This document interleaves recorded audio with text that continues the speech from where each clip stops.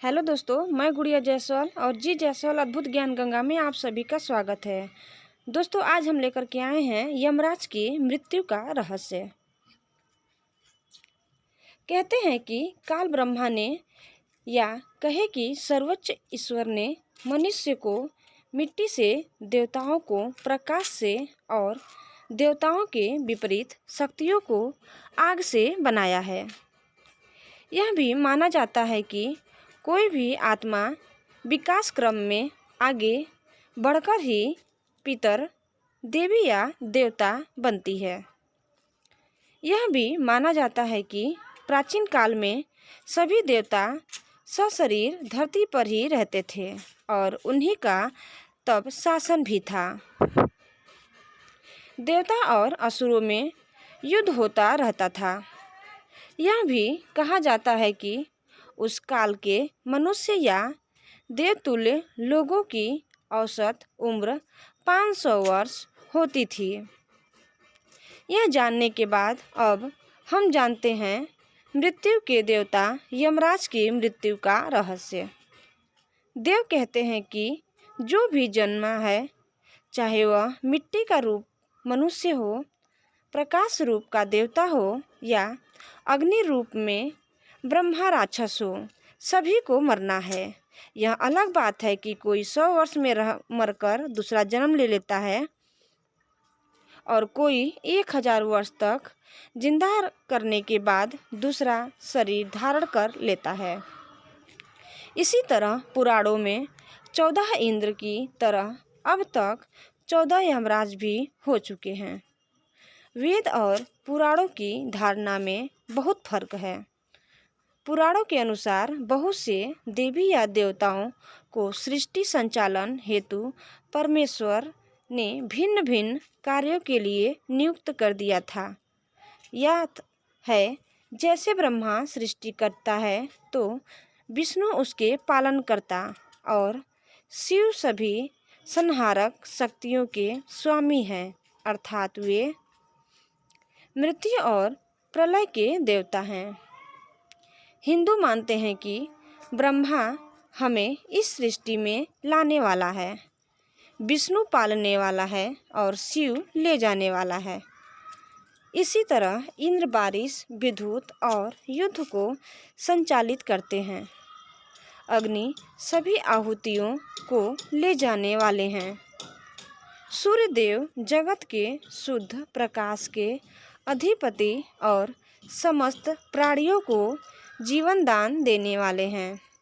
पवन देव के अधीन रहती है जगत की समस्त वायु। वरुण देव का जल जगत पर शासन है। कुबेर धन के अधिपति और देवताओं के कोषाध्यक्ष हैं। मित्र देव देव और देवागणों के बीच संपर्क का कार्य करते हैं। कामदेव और रति सृष्टि में समस्त प्रजनन क्रिया के निदेशक हैं। अदिति और दिति को भूत भविष्य चेतना तथा उपजाऊपन की देवी माना जाता है। शिव पुत्र गणेश जी को देवगणों का अधिपति नियुक्त किया गया है।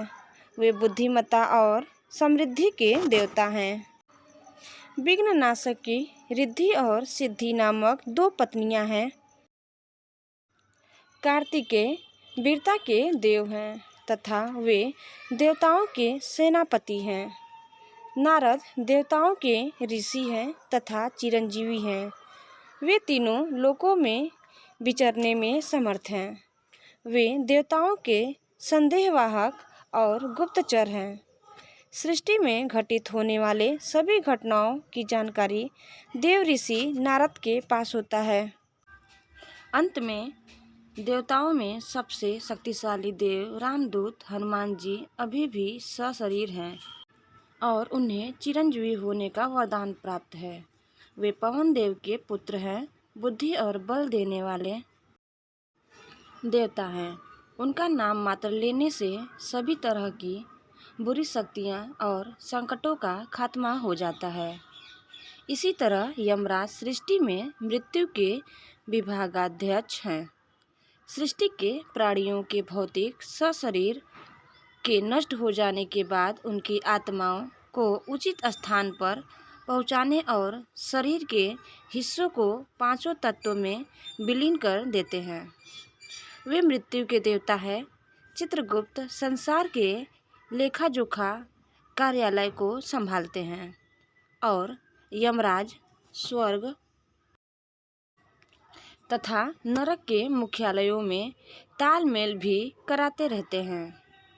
इसके अलावा आर्यमन आदित्यों में से एक हैं और देह छोड़ चुकी आत्माओं के अधिपति हैं, अर्थात पितरों के देव। अब सवाल यह उठता है कि मृत्यु के देवता यमराज की कैसे मौत हो सकती है। तो आइए जानते हैं इस संबंध में। एक पौराणिक कथा इस संबंध में हमें कथा का भिन्न भिन्न वर्णन मिलता है। हम यहाँ प्रस्तुत करते हैं एक वर्णन संक्षिप्त में। कहा जाता है कि प्राचीन काल में कालंजर में शिवभक्त राजा श्वेत राज्य करते थे। वृद्ध होने पर राजा श्वेत पुत्र को राज्य सौंपकर गोदावरी नदी के तट पर एक गुफा में शिवलिंग स्थापित कर शिव की आराधना में लग गए। अब वे राजा श्वेत से महामुनि श्वेत बन गए थे। एक निर्जन गुफा में मुनि ने शिव भक्ति का प्रकाश फैलाया था। श्वेत मुनि को न रोग था न शोक, इसलिए उनकी आयु पूरी हो चुकी है, इसका आभास भी उन्हें नहीं हुआ। उनका सारा ध्यान शिव में लगा था। वे अभय होकर रुद्राध्याय का पाठ कर रहे थे और उनका रोम रोम शिव के स्तवन से प्रतिध्वनित हो रहा था। आयु समाप्त होने के बाद यमदूतों ने मुनि के प्राण लेने के लिए जब गुफा में प्रवेश किया तो गुफा के द्वार पर ही उनके अंग शिथिल हो गए। वे गुफा के द्वार पर ही खड़े होकर श्वेत मुनि की प्रतीक्षा करने लगे। कहते हैं कि जब यमदूत बलपूर्वक श्वेत मुनि को वहां से ले जाने लगे तो वहां श्वेत मुनि की रक्षा के लिए शिव के गढ़ प्रकट हो गए। भैरव ने यमदूत मृत्युदेव पर डंडे से प्रहार कर उन्हें मार दिया। इधर जब मृत्यु का समय निकलने लगा तो चित्रगुप्त ने यमराज से पूछा, श्वेत अब तक यहाँ क्यों नहीं आया? तुम्हारे दूत भी अभी तक नहीं लौटे हैं। तभी कांपते हुए यमदूतों ने यमराज के पास जाकर सारा हाल सुनाया। मृत्युदेव की मृत्यु का समाचार सुनकर क्रोधित यमराज हाथ में यमदंड लेकर भैंसे पर सवार होकर अपनी सेना चित्रगुप्त अधिव्याधि आदि के साथ वहां पहुँचे। इधर शिव जी के पार्षद पहले से ही वहां खड़े थे। यमराज जब बलपूर्वक श्वेत मुनि को ले जाने लगे तब सेनापति कार्तिकेय ने शक्ति अस्त्र यमराज पर छोड़ा, जिससे यमराज की भी मृत्यु हो गई। यमदूतों ने भगवान सूर्य के पास जाकर सारा समाचार सुनाया। अपने पुत्र की मृत्यु का समाचार सुनकर भगवान सूर्य ब्रह्मा जी व देवताओं के साथ उस स्थान पर आए जहां यमराज अपनी सेना के साथ मरे पड़े थे। तब देवताओं ने शंकर भगवान की स्तुति की। तब भगवान शिव प्रकट हो गए। उनकी जटा में पतित पावनी गंगा रमण कर रही थी। भुजाओं में फुफकारते हुए सर्पों के कंगन पहने रखे थे।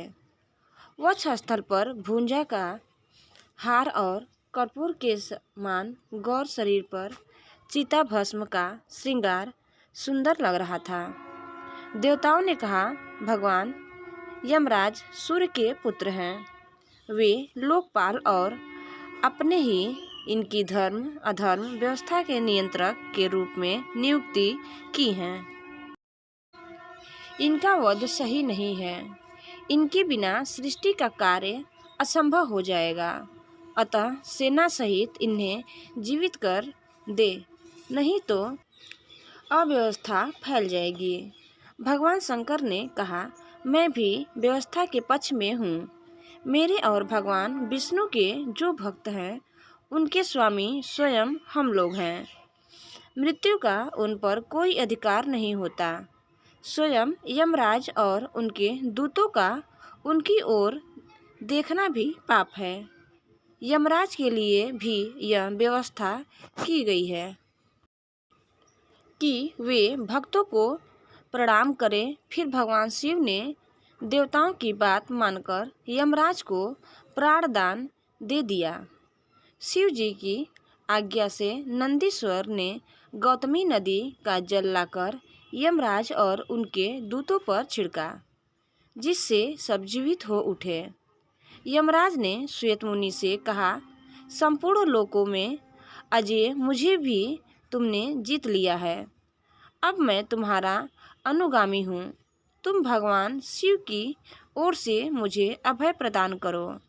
श्वेत मुनि ने यमराज से कहा, भक्त तो विनम्रता की मूर्ति होते हैं। आपके भय से ही सत्य पुरुष परमात्मा की शरण लेते हैं। प्रसन्न होकर यमराज अपने लोक को चले गए। शिव जी ने श्वेत मुनि की पीठ पर अपना वरदहस्त रखते हुए कहा, आपकी लिंगोपासना धन्य है। श्वेत विश्वास की विजय तो होती है। श्वेत मुनि शिवलोक चले गए। यह स्थान गौतमी के तट पर मृत्युंजय तीर्थ कहलाता है। मृत्यु को कोई जीत नहीं सकता, स्वयं ब्रह्मा भी।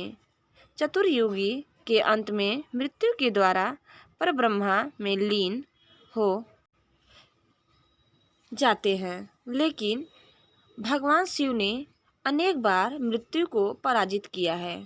इसीलिए वे मृत्युंजय और काल के भी काल महाकाल कहलाते हैं। धन्यवाद दोस्तों, आज का हमारा यह वीडियो आपको अगर अच्छा लगे तो प्लीज़ हमें कमेंट बॉक्स में ज़रूर बताएं। और अगर हमारे चैनल में नए हैं तो प्लीज़ इसे लाइक, शेयर और सब्सक्राइब करना ना भूलें।